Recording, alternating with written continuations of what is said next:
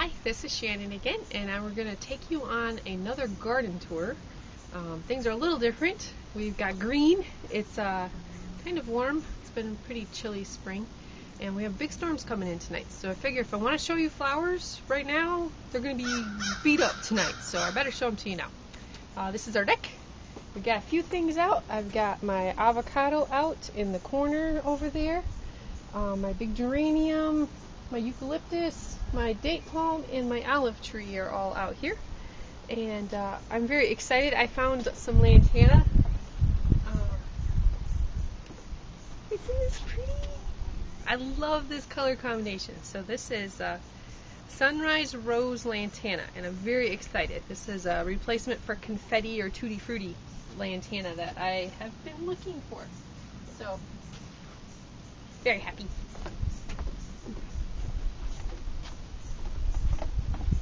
So down here is our strawberry bed.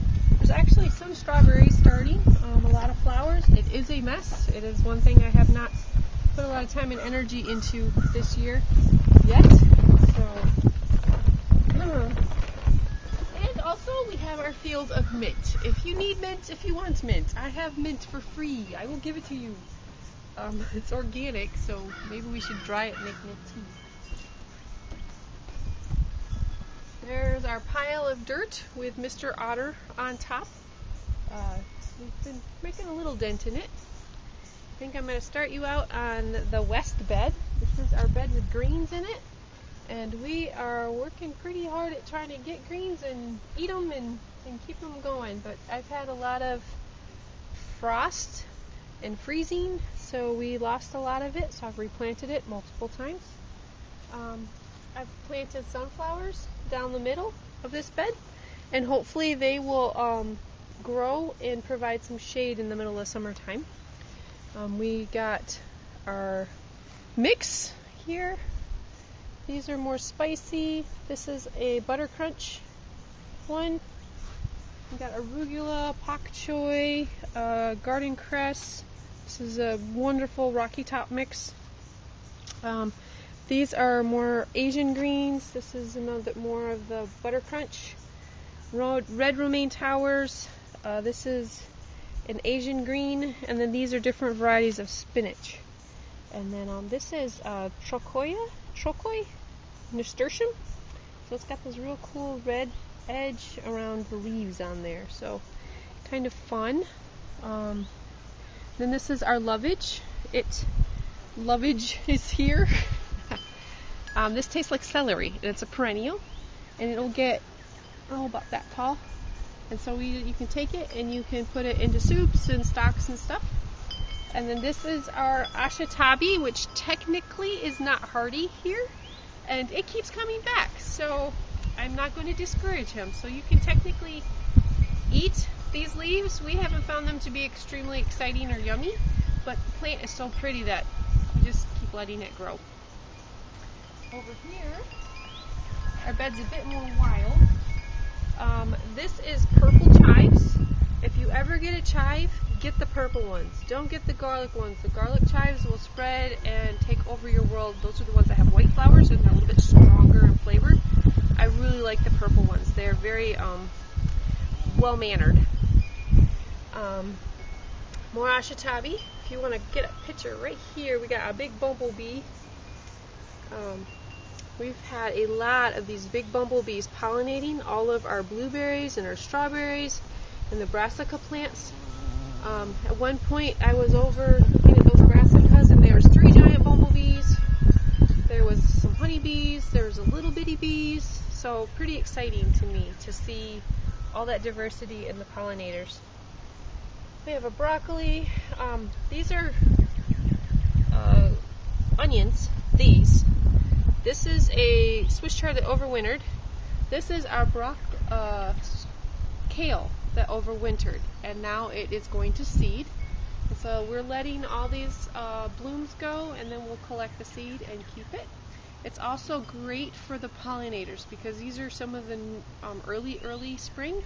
So we've got honeybee on this, the bumblebees, the small bees. These guys are garlic. Planted those last year. This is music. is the name of the garlic. And they're doing pretty good, so I'm happy. And then over here we have spinach all planted in amongst everything with more of the purple chives. Coming over to bed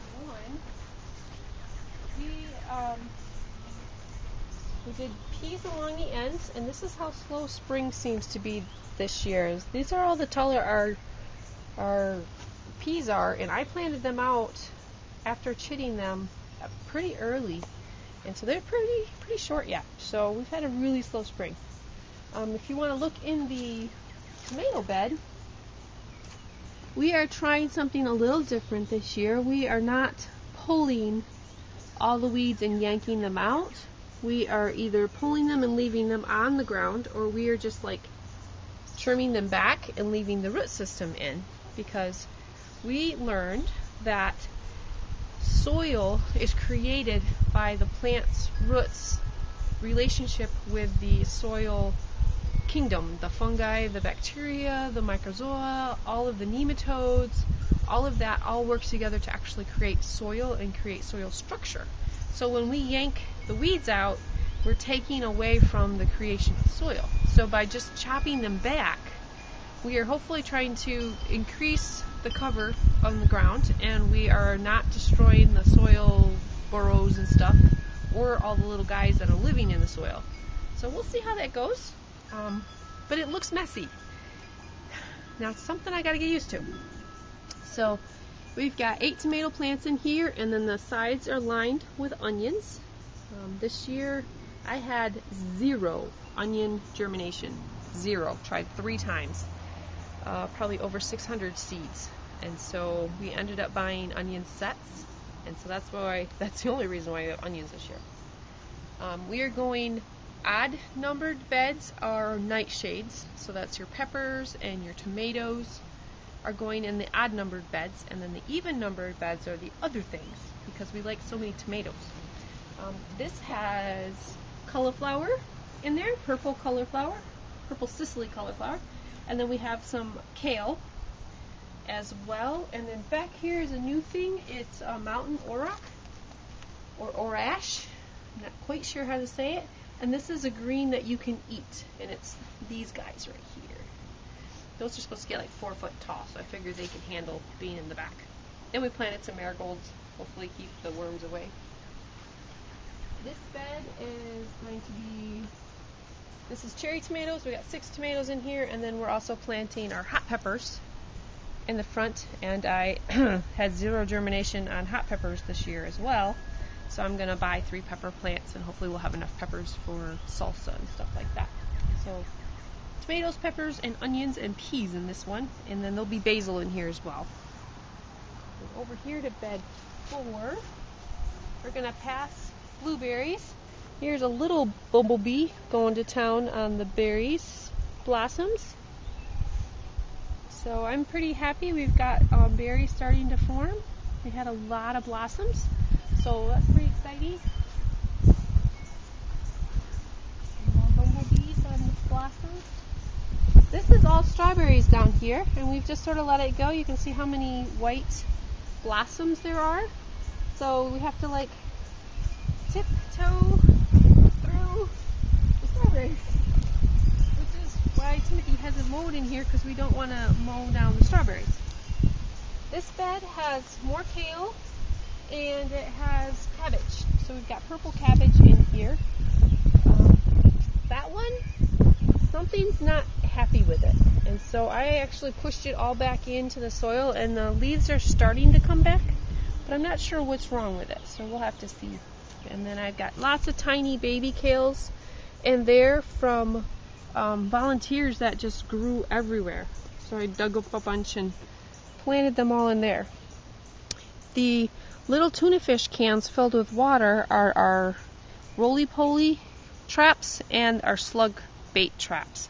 So they're supposed to go in there and drown, and that way they don't eat holes in my plants. This bed is more tomatoes. There's 8 of them in here. They're really hard to see with all the weeds, but there's one there, one there, one there, one there.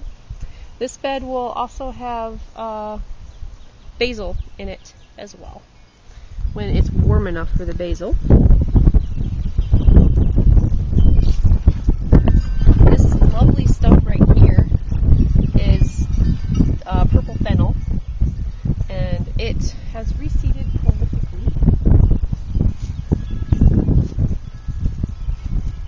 This bed has summer squash in it, and you can see some of my hills are starting to come up. There's a green leaf there, and there's 3 over there. There's some right here. This bed also is full of morning glories. So all these kind of lung-shaped leaves are all morning glories. So we'll have to murder some flowers later. But I've been digging them up and transplanting them, and so far it's been working, even though it's technically not supposed to. This bed is for peppers. There's no peppers in here yet because it's too cold.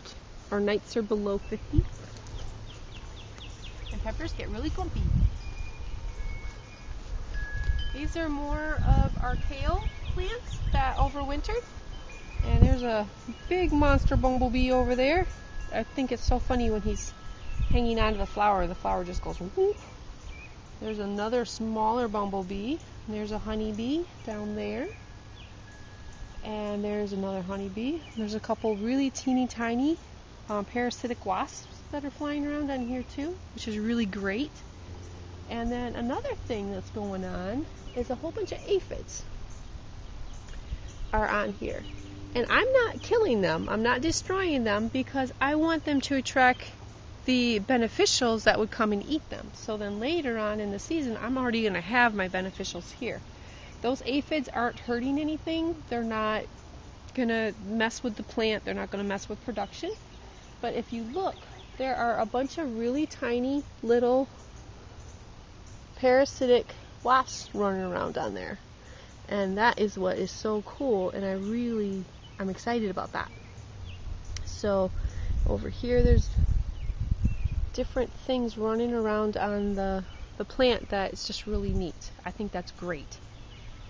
The more diversity in bugs and insects, the better, I think. Let's see, this bed is tomatoes. Really small ones down there. This one's ringed with onions as well. There's some taller ones down there. We'll have to give this one a haircut again to get them down a bit. Passing by blueberries. They're going to be so pretty. And I like how the blue and the green and the berries are. It's just really neat to me. And this bed is all greens. It's got Swiss chard. We've got radishes right here, little rows of radishes that I keep adding. And then over there are beets. We've got kale and Swiss chard. And we also have the issue of the berry bed, which is right there, is growing bushes in here, and so we got to keep chopping those out so before they kill everything. This is a broccoli next to a berry plant next to a columbine that I just couldn't bear to murder, so it's in the corner. He's not hurting anybody. I figure we can handle him, and in about midsummer this plant will actually go to dormant, and so it won't take up too much space. But yeah, we've got some berry fighting to do. And in that bed used to be giant blackberry canes, the red raspberry that you see, and a thornless blackberry that, while it was nice to pick from, it didn't really have great tasting berries. And so the one that we liked best was this, it's a purple red raspberry, and it tasted really good. So we Timothy cleared out everything else, and we just left this one kind, and I think we're going to get a pretty good crop from it. Look at all the clusters of buds there, and there's been a bunch of pollinators on this too. You can see there some of those, so that'll be fun. And it's also nice that you're not like fighting all of the canes falling on us as we trying to do stuff in the garden. So that is our veggie garden. We have our rain barrels down here. So we transfer water from the top ones down to here, which makes it really nice to water everything. Got everything cleaned up there. We're going to plant some climbers on this. And this is another columbine, and the flowers are just gorgeous, that yellow and red. This guy came here all by himself. I did not plant him, but he likes being next to the faucet. So this year, since I've been watering with the watering cans out of the rain barrels, I have to keep watering him to make him happy. But it's really pretty. I'm going to take you on a really quick tour of the rest of the garden and some of the pretty things that are blooming right now, and then I'll let you go. We got to see the greenhouse. This is what's left in the greenhouse. We got our basil in here yet. We got leftover tomatoes. All the peppers are still in here simply because it's just not warm enough outside. My figs are still in here. Got some geraniums. I started my dahlias in pots this year, so they'll be a nice size when I put them out. This is one of my hot peppers that I did purchase from the farmer's market because mine didn't start. So he looks definitely different from my other guys. But yeah, hopefully we'll get this cleared out in the next couple of weeks and we'll take it down and the greenhouse will be done for the season. So, over here is my plant graveyard, as Timothy calls it. And I got this for Arbor Day. It is a sugar maple, and eventually I would love to have maples that we can tap.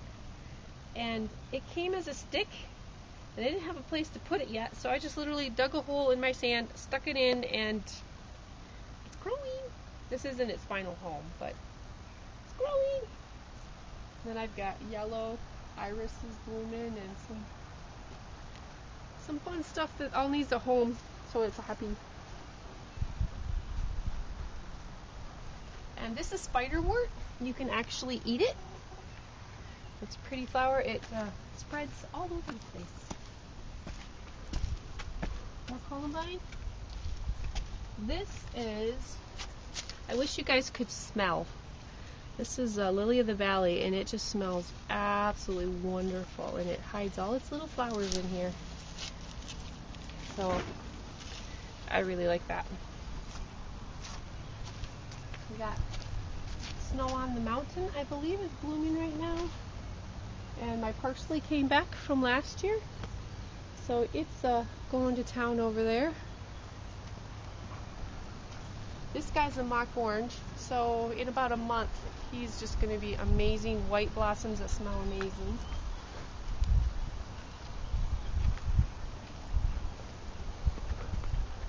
This is Barren Strawberry. It's pink, it looks really pretty, but it gives you no berries. I didn't know that when I purchased my first one. So, yeah, when I dig up all my berries, I'm like, oh no, is it really one or not?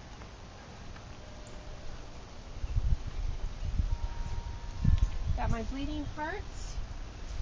This little fern leaf goes all summer. Even though he's real small, he goes for a long time. This is a fern leaf bleeding heart. This is my old-fashioned bleeding heart, and she's beautiful, magnificent, but in about a month she's going to be completely gone. So if you have a bleeding heart that disappears on you, you didn't kill it. It only grows in early spring, and then it goes to sleep when it gets really hot. So that's my pink and white one.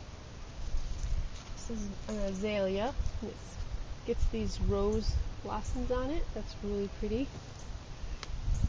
This is what happens when everything is happy and then frost hits. So we had a whole bunch of like really nice days that were 70, 75, 80, and then we got hit by 2 frosts in a row, and it just made things really unhappy. But these are all the blossoms I'm going to have. So that's pretty cool.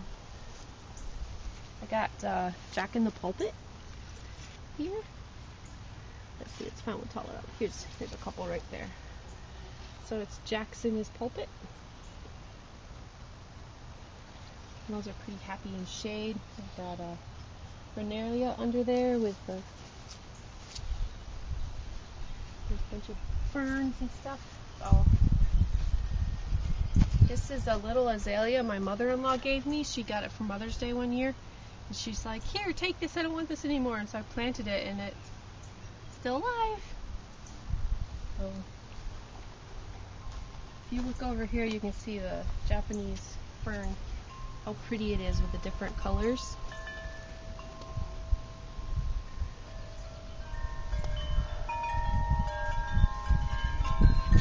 My azaleas are going.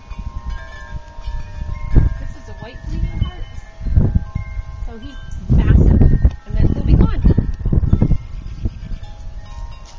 I like this color better than that color, but you probably couldn't tell when they bought them at the store. So this is really pretty. And then in my herb bed, a bit of a jungle. That is what's left of my bulbs. Looks very sad, but we'll get that cleaned up with my irises. And alliums back there, the purple buzz balls.